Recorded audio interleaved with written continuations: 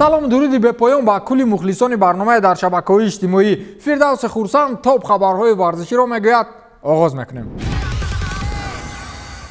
аз ҳайати дастаи Реал боз се бозигари дигар натиҷаи озмоишашон мусбит баромад ва бозии дастаҳои Реал ва ССКА бо эҳтимоли зиёд лағв карда мешавад. ин ҳам дар ҳолест ки дастаи мадридӣ тавассути сомонаи худ аз якбора 3 нафар бозигари ҳайати асосӣ гирифтор шуданд ба бемории коронавирус хабар дод. ин бозигарон Гершон Ябуселе, Энтони Рэндолф ва ҳимоятгар Хуан Нуньес мебошанд. рӯзи ҷумъа қарор буд дастаи Реал Мадрид ва ССКАи Москва бо ҳам дидор анҷом диҳанд, вале дар дастаи мадридӣ аз кулли ҳаят ҳамагӣ 7 нафар боқӣ монданд ва дигарҳо ҳама ба бемории коронавирус гирифтор шуданд. иштироки беҳтарин бозигари даста Руди Фернандес низ аз ҳамин 7 нафар зери суол меравад. дирӯз хабар дода шуд ки боз 4 нафар бозигарони дигари Реал аз ҳаят сироят ёфтанд ва гумон аст бозӣ бо дастаи москвагӣ ба санаи дигар гузаронида шавад. дилхоҳ одам мефаҳмад ки гап сари баскетбол меравад.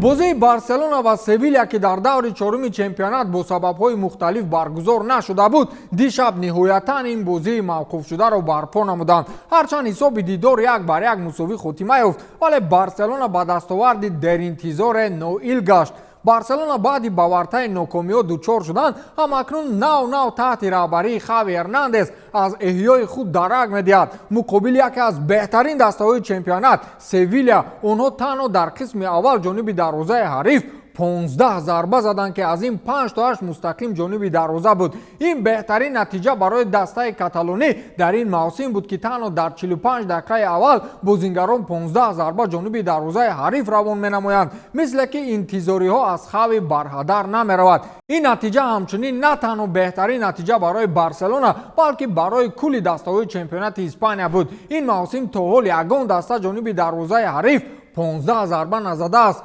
ахиран рӯзҳои сиёҳи Барселона хотима меёбаду даҳони бадхоҳонаш баста мешаванд. аз вақте Роналдо аз Ювентус рафтааст, мисле ки дигар тарафҳои дастаи туринӣ кам тоб мехӯрем. онҷо ҳам одамон футбол бозӣ мекунанд. ҳарчанд дар Тоҷикистон шояд дигар мухлис надошта бошанд, вале онҳо низ байни худ як то рекордҳоро тақсим менамоянд. сармураббии дастаи Ювентус Массимилиано Алегри бо ғолибияти охиринаш ба дастаи Кальяри рекорди навбатиеро дар таърихи фаъолияташ сабт кард. дастаи Ювентус бар дастаи Кальяри бо ҳисоби 2-0 ғолибият ба даст овард ва ин 252-умин ғолибияти мутахассис ба сифати сармураббии дастаи Ювентус мебошад. ӯ омори ғолибиятҳои худро дар ин нишон дод бо сармураббии машҳур Фабио Капелло баробар намуд. барои Алегри ба чунин нишондод даст ёфтан дар 414 бозии гузаронидааш зарур омад ки 252 тоашро ба пирӯзӣ паси сар намояд. аммо Капелло барои чунин шумораи ғолибиятҳо 40 бозӣ аз Алегри бештар дорад. дар чемпионати Италия ҳеҷ сармураббӣ то ҳол ба чунин дастоварде ноил нашудааст. агар Роналдо ба Ювентус намерафт, шояд ин мураббӣ ба ин натиҷа барвақттар ноил мешуд, вале нофаҳмиҳо миёни ӯву Роналду сабаб шуд то ӯ барои чанд вақт аз ин курсӣ канор равад. медонед барои чӣ танҳо Алегри тавонист дар серия А ба чунин нишондоде даст ёбад? чун ягон сармураббӣ дар як даста ин қадар раҳбарӣ накардааст. ин хел дуру дароз кор кардан дар як ҷо ҳам одамро хира мекунад. Месси дар Барселона хира шуд.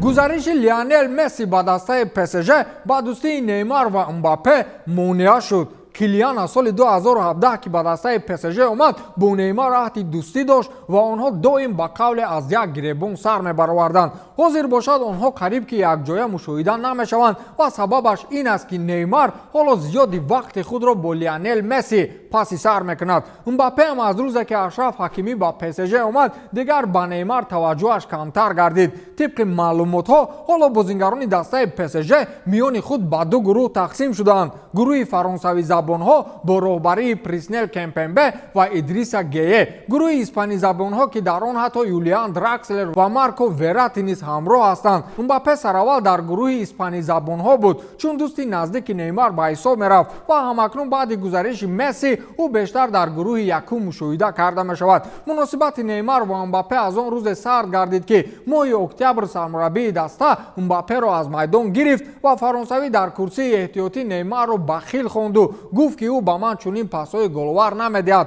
Аз он рӯз дигар Мбаппе дар гурӯҳи Неймар шомил набуд. Дар ҳама ҷо як хел будааст. Дар донишгоҳ ҳама бачаҳои мехондагӣ якҷо мегарданд ва гурӯҳи бачаҳои намехондагӣ мисли мехондагиҳо хонданро ор медонанд. Шумо дар кадом гурӯҳед?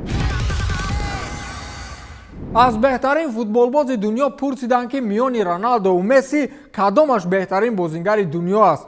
намешавад ки ҳам ту бозигари беҳтарини дунё кист бигӯем. вақте номи ду нафарро ба ин суол ба қавле мечаспонанд, маҷбур мешавӣ аз миёни танҳо ду нафар беҳтаринро интихоб намоӣ. масалан ҳозир аз ман пурсанд ки беҳтарин бозингари дунё кист, ман ба ҳеҷ ваҷ номи Роналдо ва Мессиро пеш намеорам. бозингари беҳтарин ҳоли ҳозир Левандовски аст. тамом ва салом. бечора Левандовски боз ба ин суол ҷавоб додааст. ӯ мегӯяд, вақте ман бозиҳои касбии худро оғоз кардам, Роналдо ва Месси дар баландтарин сатҳи футболӣ буданд. миёни онҳо ҳамеша дуэл буд. ин масъала ҳамон хеле ҳал мешавад ки худи шумо чӣ назар дошта бошед. масалан барои шумо кадомаш ки писанд аст, ӯ беҳтарин бозингари дунёст. ман меҳнати сангини Роналдоро қадр мекунам. барои Месси бошад ҳама чӣ осону сода менамояд. фикр мекунам Криштиану барои муваффақияти худ дар ин дуэл бояд бештар меҳнат намояд, гуфтааст Роберт Левандовски. ахиран Левандовски фаҳмид ки барои туби тиллоиро гирифтан бояд зиёд гол назанӣ. барои ин ҷоиза номат ё Роналдо бошад ё Месси.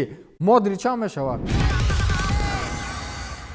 бечора русҳо дар топ 5 чемпионатҳои аврупоӣ як-ду бозингар доранд, ҳамуношам аз дар берун мекунанд. гап сари Александр Кокорин меравад. футболбози рус қарор аст зимистон шартномаи ҳамкориаш бо Фиорентина қатъ карда шавад. дар Италия мавзӯи дастаи баъдии Кокоринро муҳокима мекунанд ва аллакай расман чанд дастаҳои серия А футболбозро рад карданд. аввалин дастае ки пешниҳоди ҷониби Кокоринро рад намуд, ин дастаи Монс мебошад. онҳо вобаста ба ин мавзӯъ ҳамин қадар ҷавоб гардониданд ки мо ба Кокорин таваҷҷӯҳ надорем. муаллифи 0 голро дар Италия ҳеҷ дастае қабул намекунад. агенти футболбоз вобаста ба қазияи ҳамкорӣ бо дастаи Кальяри иртибот намуд. дар ҷавоб ба пешниҳоди ҳамкорӣ бо Кокорин, директори варзишии дастаи Кальяри Стефано Капозука гуфт ки Кокорин дар Кальяри не ин номумкин аст. аз ин рӯ тақдири Кокорин баъди соли нав номуайян боқӣ мемонад. ҳамлагере ки дар як чемпионати калон дар мавсим ягон гол надорад, ягон даста харидораш мешавад.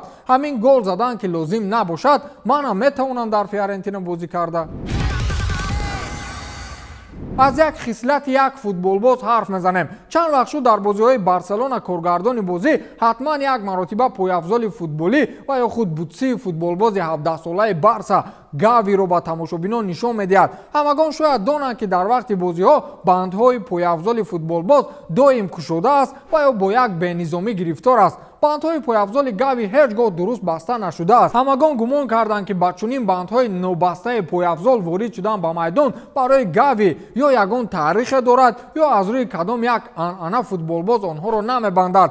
ҷавобаш на ину на он будааст. агар фаҳмед ки чаро Гави чунин мекунад, ҳайрон мешавед. Марк Марба Прац, журналисти испанӣ, дирӯз ин мавзӯъро дақиқ кард. ӯ дар твиттери худ навиштааст ки ҷавобашро пайдо кардам. Гави ба он хотир бандҳои бутсии худро намебандад ки воқеан онҳоро дуруст баста наметавонад. ӯ аз хурдӣ аз иҷрои бастани бандҳои пойафзол намебаромад ва то ҳол наомӯхтааст, гуфтааст журналисти мазкур. одаме ки ба қавле гапаш ба банди патингааш намегузарад, барои шумо Барселонаро чемпион мекунад. чӣ гуфтед?